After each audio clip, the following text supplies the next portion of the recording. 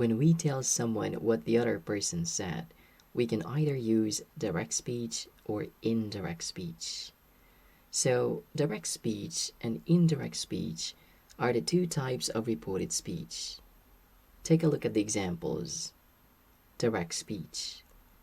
The boy said, "I can't find my mom." Direct speech is commonly used in novels, news reports, or scripts. Quotation marks are used in this type of speech.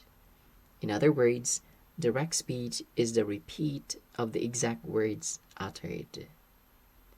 On the other hand, we change the original words uttered by the speaker in indirect speech. For example, the boy said that he couldn't find his mom.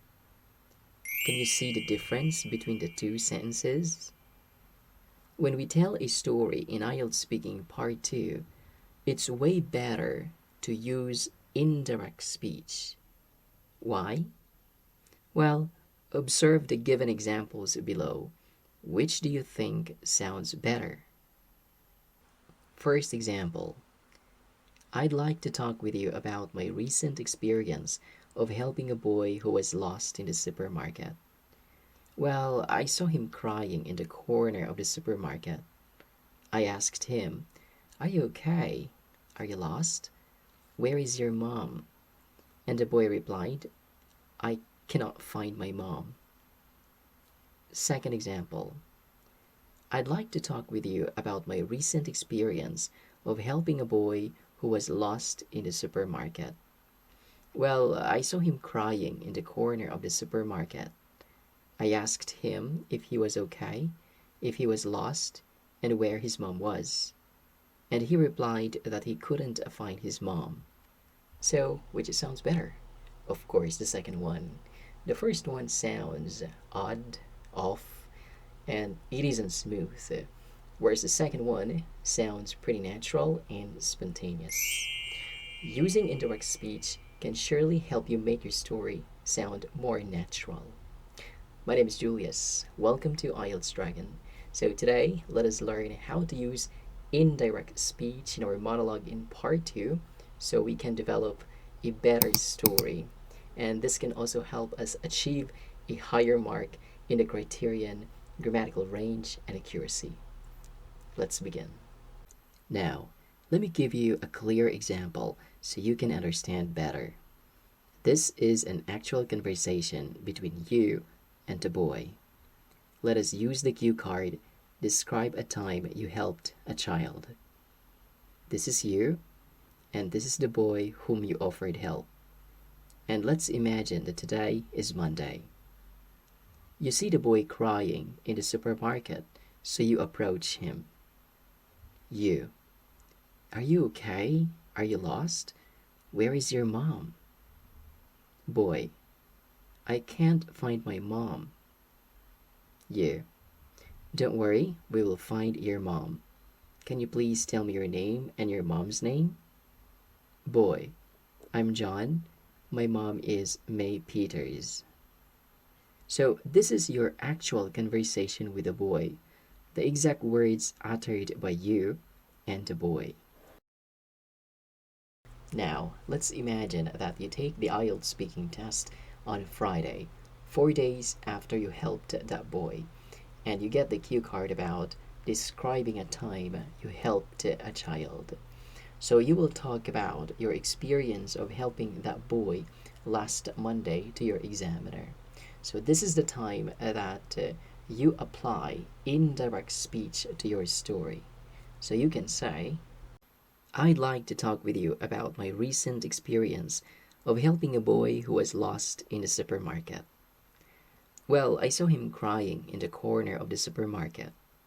I asked him if he was okay, if he was lost, and where his mom was. And he replied that he couldn't find his mom. This is an example of indirect speech. You might be wondering what happened to the questions. You have to remember this. Once we tell the question to someone else, it isn't a question anymore. We change the grammar to a normal positive sentence in indirect speech. For example, where is your mom becomes, I asked him where his mom was. And if the question can be answered with a yes or no, we use if. For example, are you okay? Becomes, I asked him if he was okay. Are you lost? Becomes, I asked him if he was lost. So, how do we know what verb tense or time expression should we use when using indirect speech? This is easy. First, let's start with the present tense. I have three people here: Mary, Frank, and David. And let's imagine that today is Monday. Let us change the present tense into the past tense. Mary talks with Frank. I am so tired today. And then later that day, Frank tells David what Mary said to him. Mary said she was so tired today. Notice the present tense changes to the past tense. Now, imagine that it's Tuesday now. Frank tells David what Mary said to him. So it becomes, Mary said that she was so tired yesterday. The time expression today becomes yesterday. Let's have present continuous changes to past continuous. Mary is talking with Frank. I am feeling tired today. And then later that day, Frank tells David what Mary said to him. Mary said she was feeling tired today.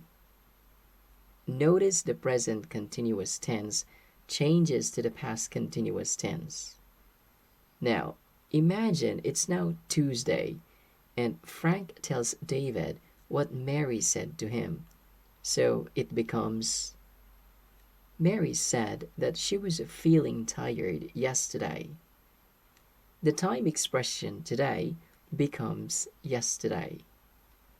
Let's have past simple tense changes to past perfect tense. Mary to Frank. I borrowed money from my parents yesterday. And then later that day, Frank tells David about what Mary said to him. Mary said she had borrowed money from her parents yesterday. Notice the past simple changes to the past perfect tense.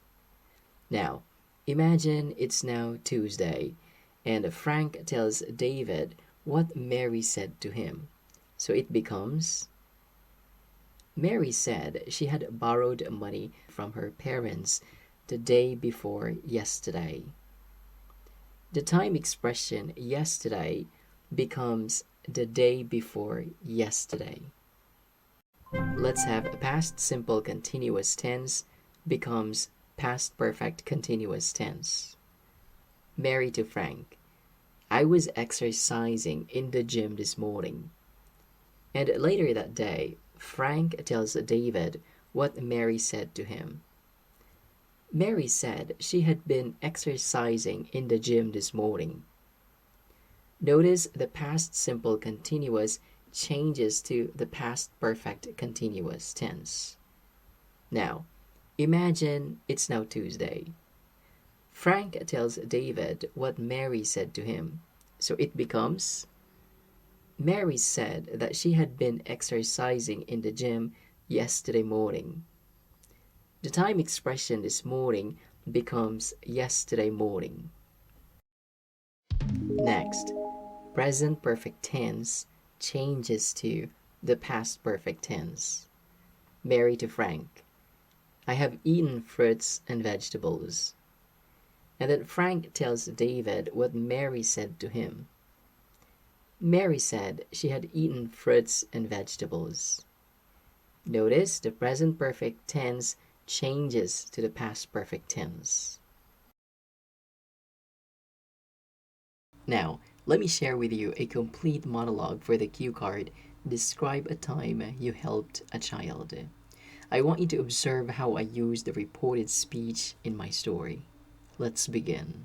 I want to share with you my experience of how I helped a child in the supermarket. Well, that happened a month ago when I went to the supermarket to buy my daily needs.